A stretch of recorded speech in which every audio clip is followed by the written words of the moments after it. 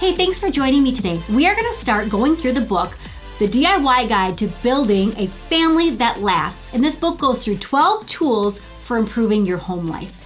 So how many of you watch those home improvement shows where they hire contractors, they come in, they demolish a part of the home or the entire home, and then they build something brand new in its place?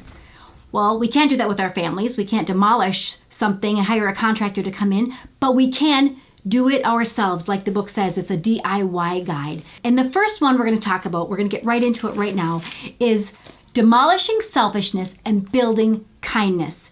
Now, every family deals with selfishness. You might have young children who fight over toys, or you might have some teens who fight over time in the bathroom.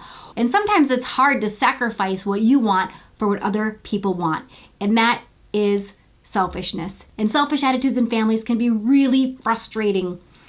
We want to build a family that is less selfish and more kind and considerate. And that's what we're going to talk about. So how do you do that? Well, the first thing you need to do is to draw up a plan. Just like when you're doing a home improvement project, you need to have a plan. What is your blueprint for developing more kindness in your family?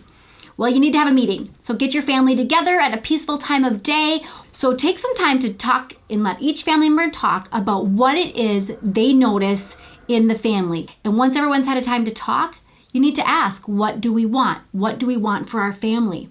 Think of some specific goals that you can make with your family. So that's the first step. Draw up a plan and include the entire family in that plan. And parents, the second step is specifically for you, and that is the do it yourself step. If we want less selfishness in our families and we want more kindness, then we need to be less selfish and more kind. Parents need to set the example. And the last thing we're going to talk about today is the budget. With home improvement shows, they always have a budget. How much money are they going to spend? Well, in family DIY projects, we need to have an all-in budget. We need to have the whole family involved.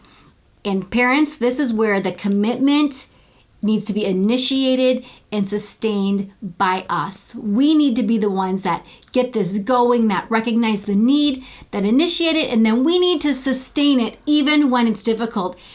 And we know it can get difficult. It sounds so easy, but sometimes we just get tired and it just gets hard. So I encourage you to just keep on going, to just look through that compassionate lens and have your blueprint in front of you so you can see where you want to go and how you want to build more kindness in your family. So next week we'll finish talking about kindness and we're going to talk about the big reveal. So that's the exciting part of a DIY project, and we'll continue on in this study.